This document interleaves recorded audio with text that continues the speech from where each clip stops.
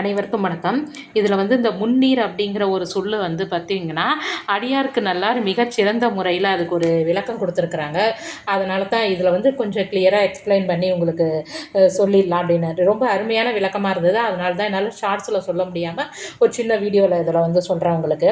அதாவது முன்னீர் அப்படிங்கிறத என்னன்னு சொல்கிறாங்கன்னா, நம்ம கடல் அப்படிங்கிறது எல்லாருக்கும் தெரியும். இலக்கண குறிப்பு வகையில் இது எந்த பெயர்னு பார்த்தீங்கன்னா ஆகு பெயராக வருது. இது என்னன்னு சொன்னாங்கன்னா, முன்னீர்னா அந்த காலத்தில் என்ன விளக்கம் சொல்கிறாங்கன்னா, ஆற்று நீர், ஊற்று நீர், மேநீர் அப்படிங்கிறாங்க. ஆனால் அது இல்லை அப்படிங்கிறார்.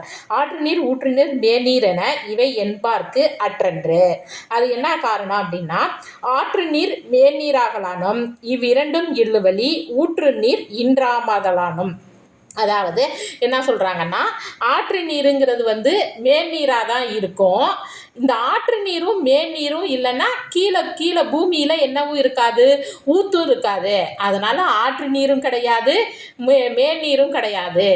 அது ரெண்டின் அடிப்படையில் உண்டாகின்ற ஊற்று நீரும் முன்னீருங்கிறது கிடையாது. சரி, முன்னீருங்கிறது எதனுடைய சுருக்கமாக இருக்கலாம்? முதிய நீர் அப்படின்னு சொல்லிட்டு சொல்கிறாங்கன்னு பார்த்தீங்கன்னா அதுவும் கிடையாது. ஏன்னு சொல்லி பார்த்தீங்கன்னா, அதுக்கு ஒரு குறளை எடுத்து காட்டுறாரு. ஏன்னு சொன்னீங்கன்னா, முதிய நீர்னு எதுவுமே இருக்க முடியாது. திருக்குறளில் என்ன சொல்லியிருக்கிறாங்க?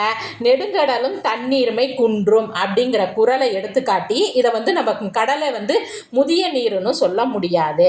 அப்போ முன்னீருங்கிற சொல்லுக்கு என்ன அர்த்தம், அதாவது பொருள் அப்படின்னு சொல்லி பார்த்தீங்கன்னா, முன்னீர் அப்படிங்கிறது முச்செய்கையுடைய நீரைத்தான் முன்னீர் அப்படின்னு சொல்கிறாங்க அப்படின்னு சொல்கிறாங்க. அந்த முச்செய்கை அப்படிங்கிறது என்னென்ன அப்படின்னு சொல்லி பார்த்தீங்கன்னா, மண்ணை படைத்தல், மண்ணை அழித்தல், மண்ணை காத்தல் அப்படிங்கிற 3 செயல்களை உடையதுனால தான் கடல் நீரை முன்னீர் அப்படின்னு சொல்கிறாங்க அப்படிங்கிறது அடியார்க்கு நல்லாரினுடைய விளக்கமாக இருக்குது.